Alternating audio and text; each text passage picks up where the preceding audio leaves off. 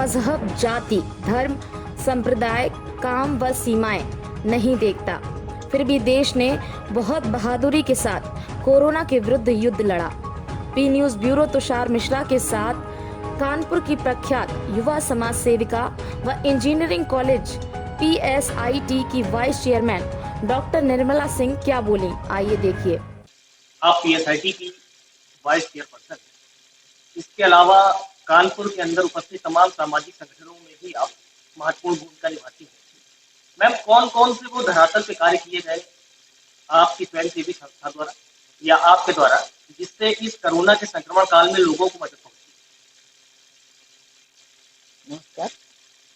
जब लॉकडाउन शुरू हुआ तो मुझे घर में बैठ के ऐसे लगा कि जैसे पूरा मार्केट सब बंद है, तो मैंने जो गरीब बस्तियां हैं उन पर सूखा राशन बांटना, खाना देना और मास्क बांटना, ये सब काम किए।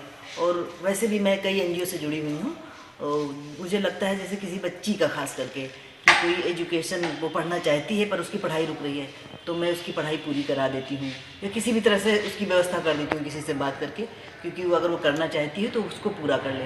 इस तरह के काम हम लोग करते रहते हैं। और अवेयरनेस करना, जागरूकता फैलाना, PSIT की तरफ से भी काफ़ी मतलब CM के अकाउंट में हमारी तरफ से 20 लाख की चेक दी गई थी। हम लोग अपनी NGO की तरफ से भी PM के अकाउंट में कैश भी दिए हैं।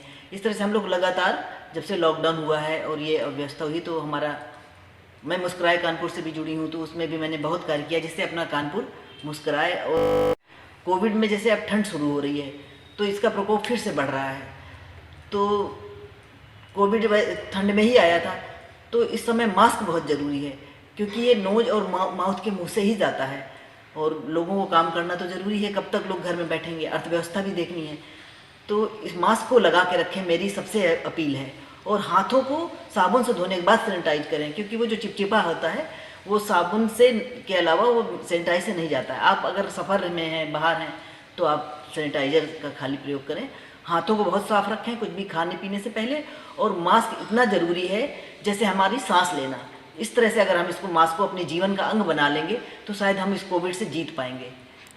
कानपुर के अंदर उपस्थित PSIT एक शिक्षण संस्थानों में बड़ा नाम है।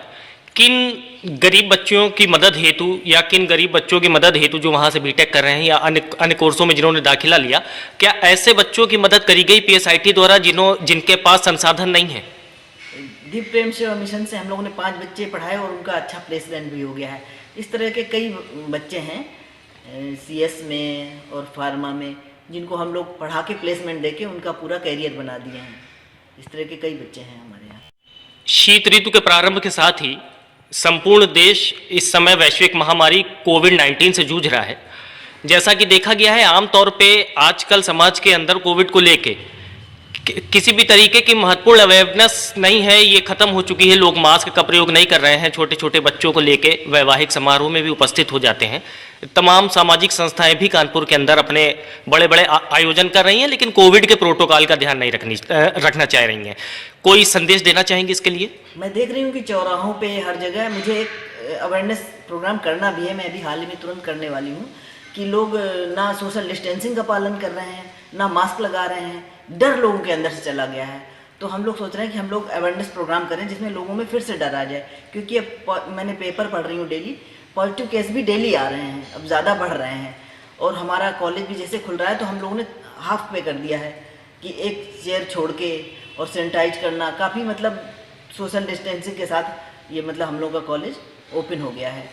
पर मैं देखती हूँ सब एक धक्का मुक्की भीड़, तो उसका गलत प्रभाव पड़ सकता है। इसके लिए मैं लोगों से अपील करूँगी कि मास्क को अपने जीवन का अंग बना लें, क्योंकि अभी जब तक वैक्सीन नहीं आई है, जब तक दवाई नहीं, तब तक ढिलाई नहीं। इस बात लें, या जैसे दिल्ली में पनिशमेंट शुरू कर दिया गया है, इस तरह का कानपुर में कुछ प्लान करना चाहिए, क्योंकि अवेयरनेस कम हो रही है और कोविड फिर से हावी हो सकता है।